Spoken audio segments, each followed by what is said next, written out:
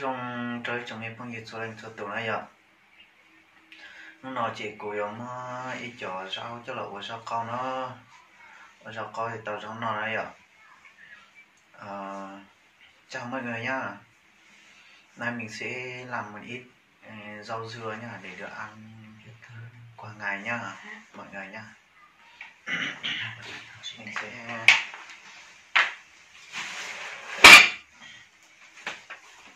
đây nhá.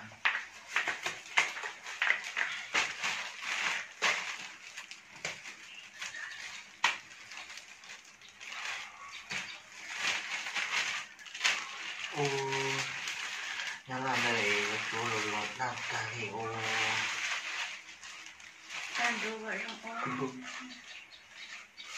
đây nhá, nó cuối mới cho nó cho lẩu với sóc con nè, cuối mới rửa chỉ mới cho lẩu với sóc con nè. Này trong mấy phong dư số anh số tụ hoạt trời của một sai thì nó cũng mới cho mình rửa chỉ mới cho là chuột cho lẩu với sóc con tao nó nè. Chỉ qua chỉ mua yếu tờ tăng lan tê sĩ chỉ nửa kỳ cờ thế nè, chỉ chủ tàu qua thì tao nó thế nè.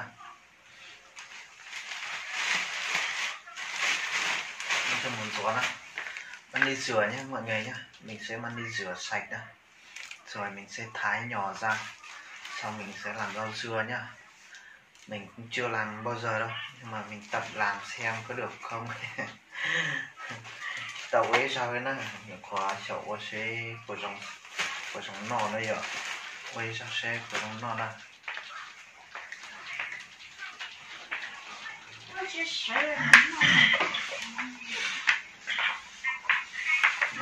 cho nó hồ nó cho nó hồ lại chỉ của ông á, cho nó sống á.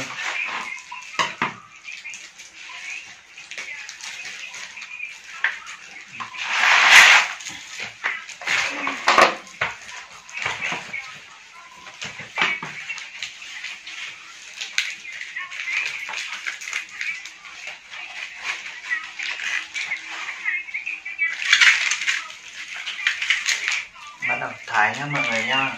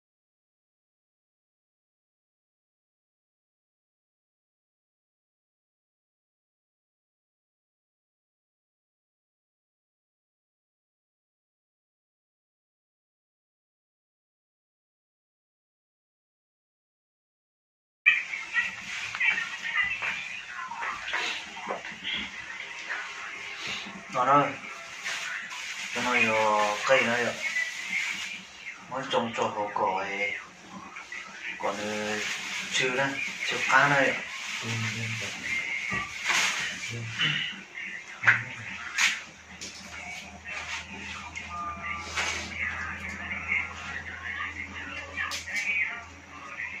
Còn cái gì mà bố cái gì mà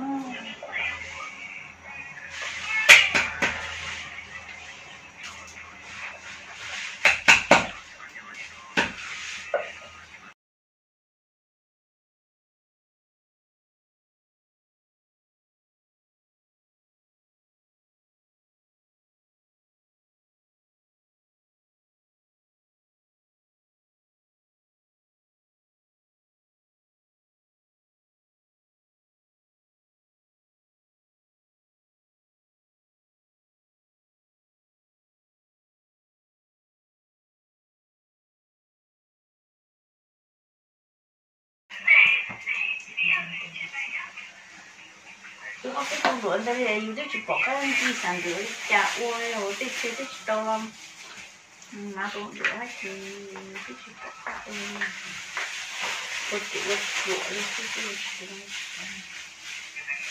chơi cái từ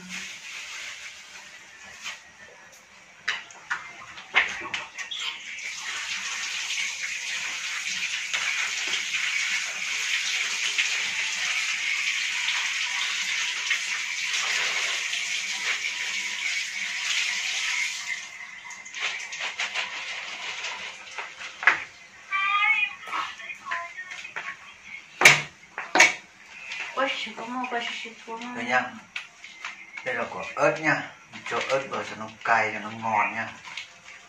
Nếu quật gió này quật gió cho còn chính chỉ thế thì cá nó lớn hơn.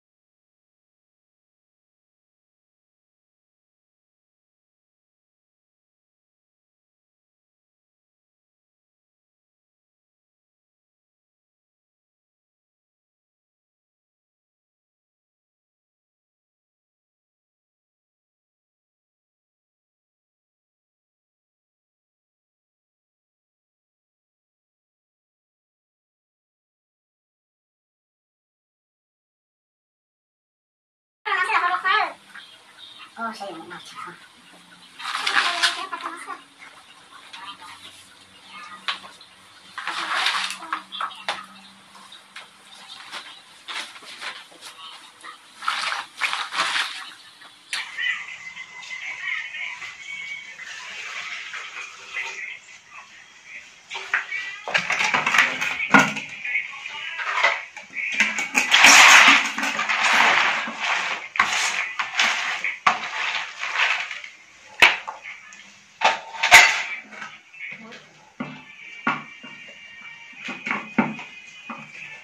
Udah tadi mau.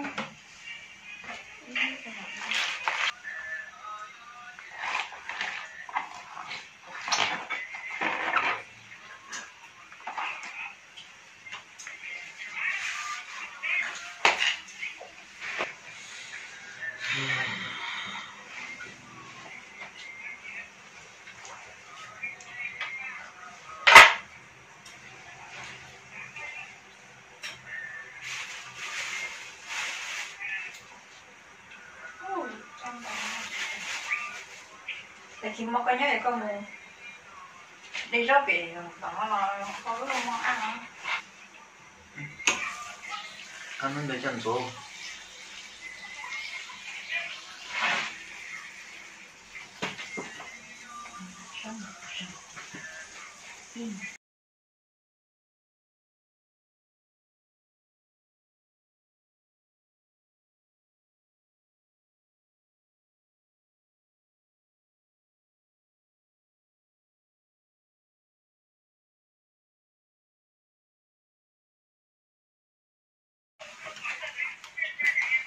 cô quân đâu rồi nhá.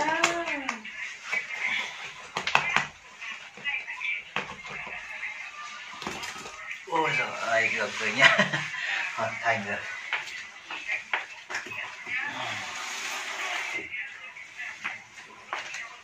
Cái chú anh chị gì á? Muốn chơi vô